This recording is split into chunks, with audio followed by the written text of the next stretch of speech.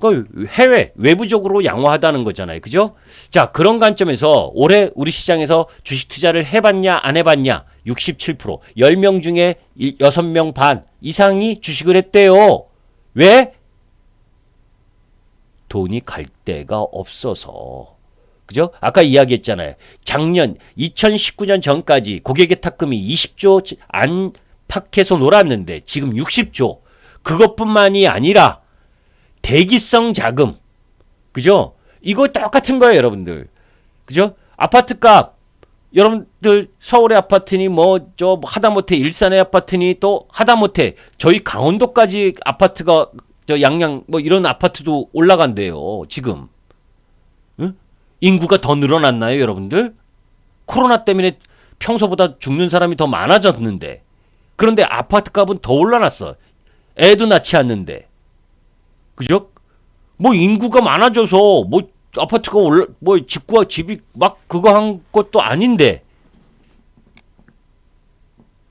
그죠? 그게 뭡니까, 여러분들? 가장 기본은 수요와 공급이지요. 그죠? 수요와 공급의 불균형을 해소하지 않는 선에서 아무리 규제를 해도 막기 어렵다는 걸 보여주는 거잖아요. 예, 유동성이고 그걸 좋은 말로. 그죠? 그러면 주식시장에 주식이 놓여져 있는데 상장 주식수가 놓여져 있는데 그 속에서 뭐에 고객예탁금이나 국내 주식형 펀드나 주식형 펀드는 지금 뭐 그렇게 늘지 않고 오히려 감소죠. MMF나 이런 주식 주변 증시 주변 자금이 계속해서 증가를 하면 그것에 따라서 올라갈 수 있는 게 유동성의 힘인 거예요. 제가 이전 동영상에도 여러분들께 한번 올린 적이 있었죠. 그죠?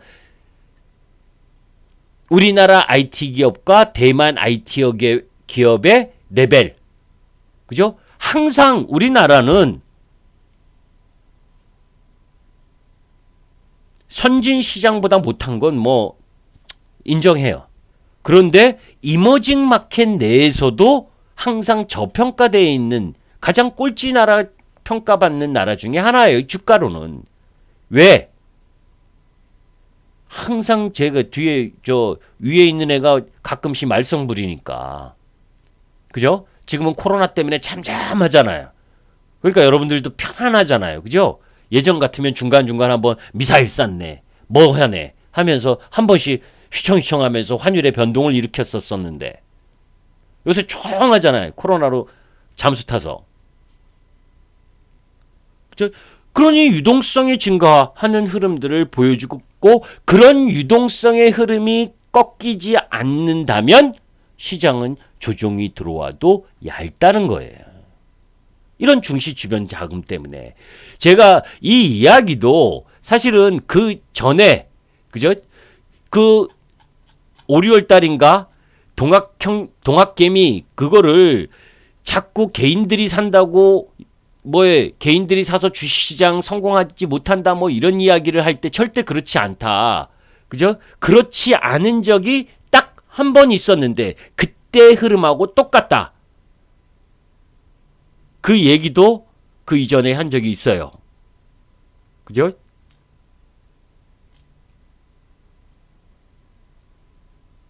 5월 15일인가?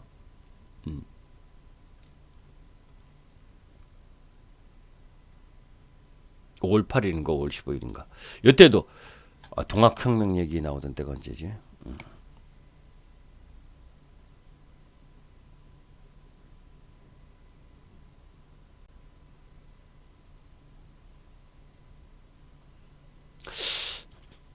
왜 그러냐면 저 그 유동성에 대한 얘기를 조금 더 자세하게 얘기하려고 저도 이 40대에는 그죠? 다 외웠는데 50대 되니까요. 음, 그 암기력이 떨어지는 것 같아요. 옛날 같지가 않아요.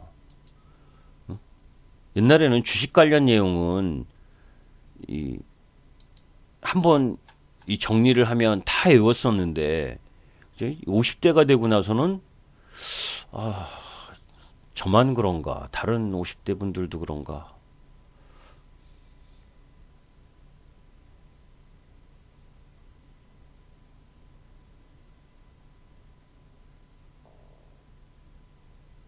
이 유동성과 관련된 개인 유동성과 관련된 이야기 이 부분을 했는데 그때 여기 제가 은행권 자금하고 뭐 이걸 자세하게 올려놓은 게 하나 있었는데 음,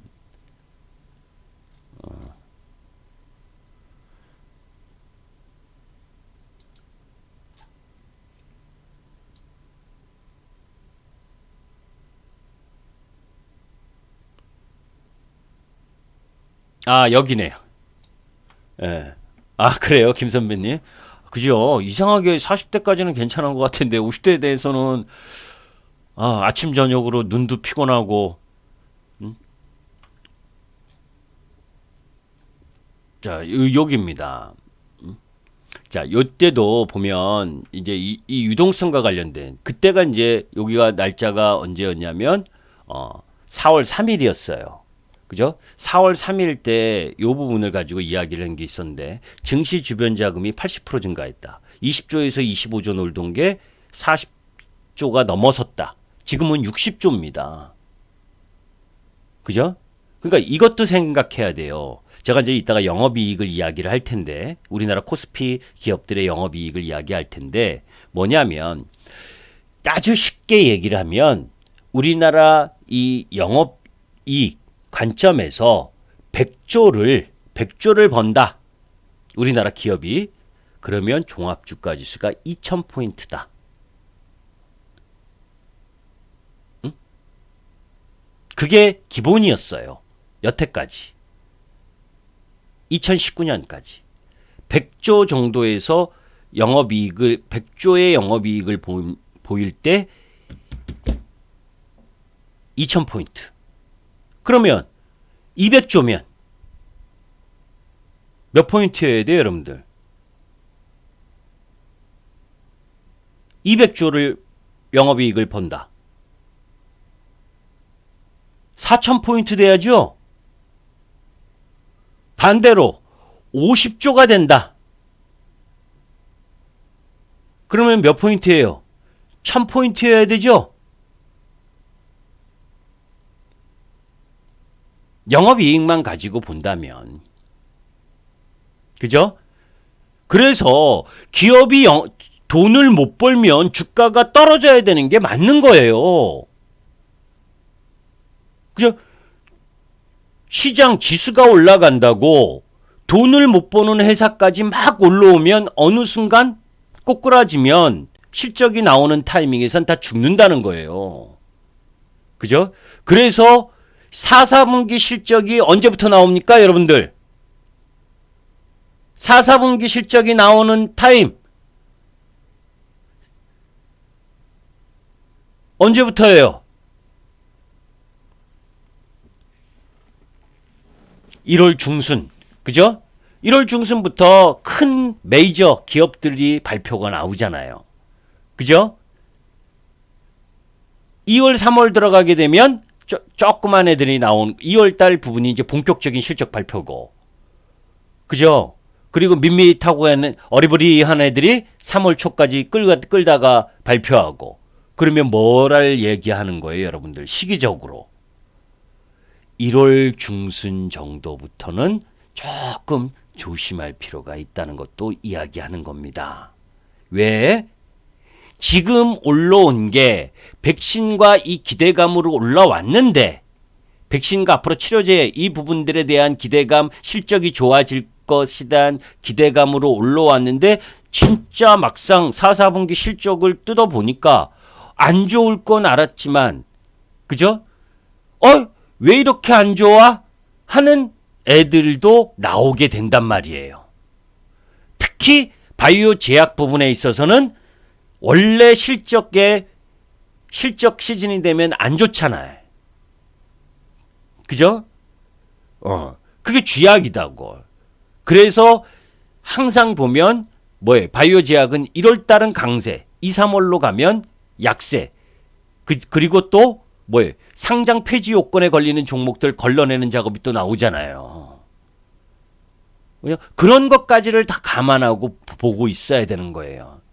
그리고 환율이 뭐예요? 1100원 이하에서 계속 놀았잖아요. 4, 4분기에. 그러면 그나마 대기업들은, 그죠? 환 관리를 하는데, 외환 관리를 하는데, 외환 관리를 잘 하지 못했었던 수출 중소기업들.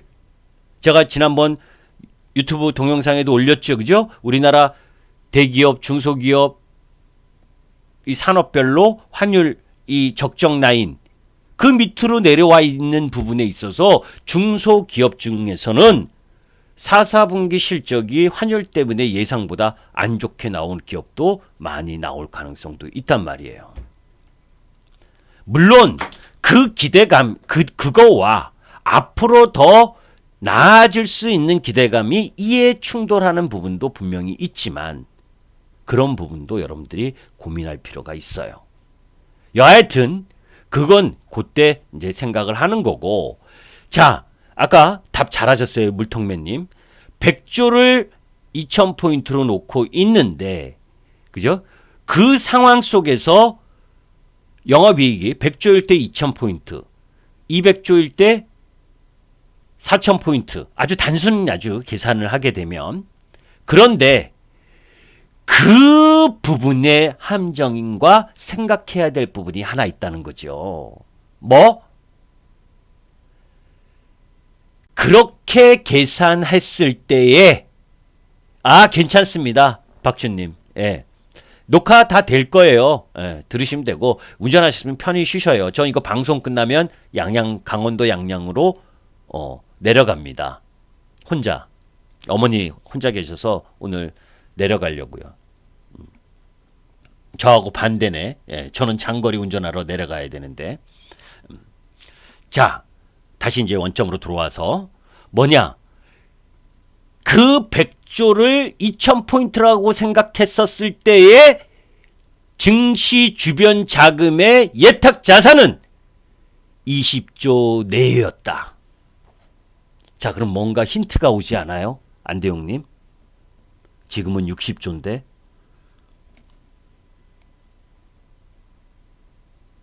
여러분들 힌트 안 오나요?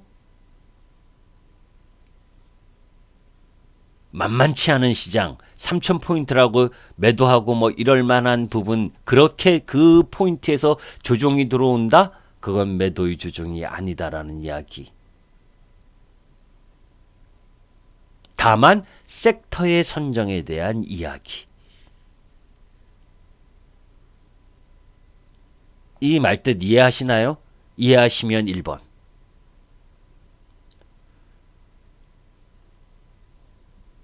예, 박준님, 예.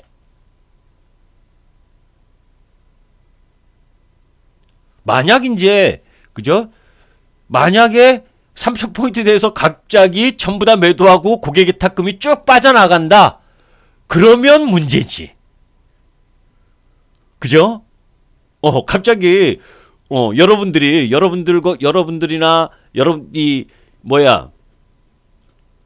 이 개인 투자가들이 들어오셨던 분들이 3000포인트라는 거에 대한 그 막연한 거부감, 이런 것 때문에 전부 다 팔고 난 이제 주식 그만해야지 라고 그러면서 고객의 탁금을 쭉쭉 빼면 그러면 좀 달리 생각을 해야죠. 예.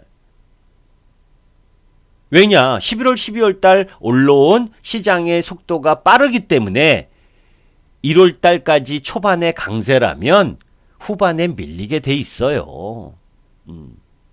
1월 중순 후반, 그러니까 1월 초에 차라리 조정을 받으면 2월, 3월 또 강세로 갈 가능성이 있지만 1월 달까지 강세를 보인다면 2, 3월 달은 조정 라인으로 좀 봐야 되는 게 시기 흐름입니다. 그런데 그죠? 그런 것들을 완충 역할을 해줄 것도 고객 예탁금 중시 주변 자금이다. 그죠? 그러니까 이런 상황들을 다 보면, 그죠?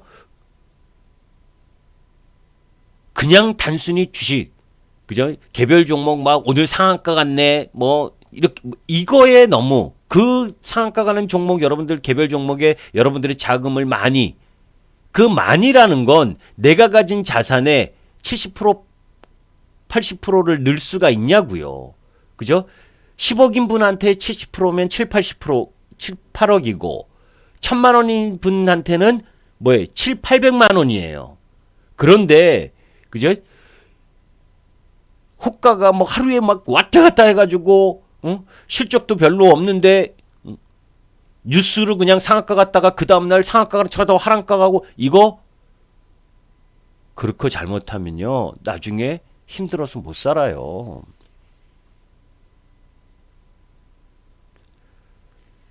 그럼 이렇게 이야기하면 행여 그래요. 야 몇백만 원인데 10억을 가진 사람들한테는 그 몇백만 원이 별거 아니기 때문에 버틸 수 있고 그런 변동성도 감수할 수 있는 힘이 있어요. 왜? 나는 삼성 SDI, LG화학 그리고 현대차, 삼성전기 이런 거 사놓고 그게 60, 70%딱 버텨놓고 시장의 추세 움직임으로 가고 있기 때문에 내가 몇천만 원은 몇백만 원은 그런 거 왔다 갔다 변동성 참으면서 견뎌낼 수 있어. 그런데요. 내가 1,000만 원밖에 없어. 내 자산이. 그런데 700만 원이 들어갔어. 버티기 엄청 힘듭니다.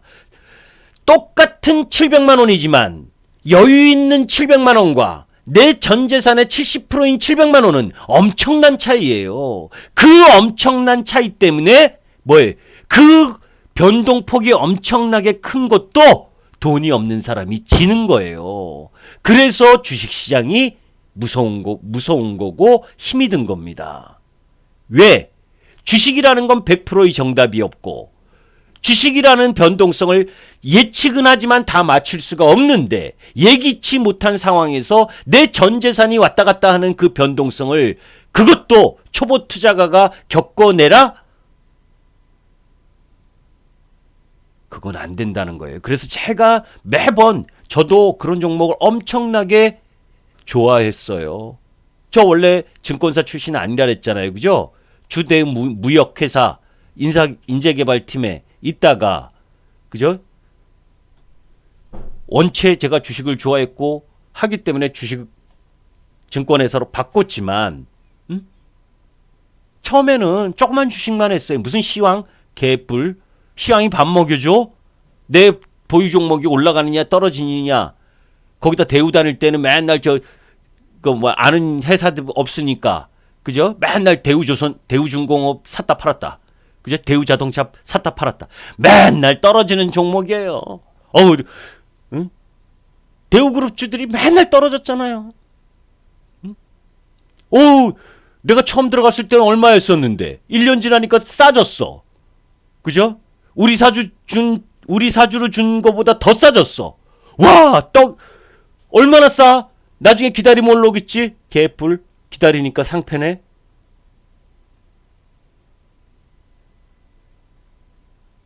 그죠?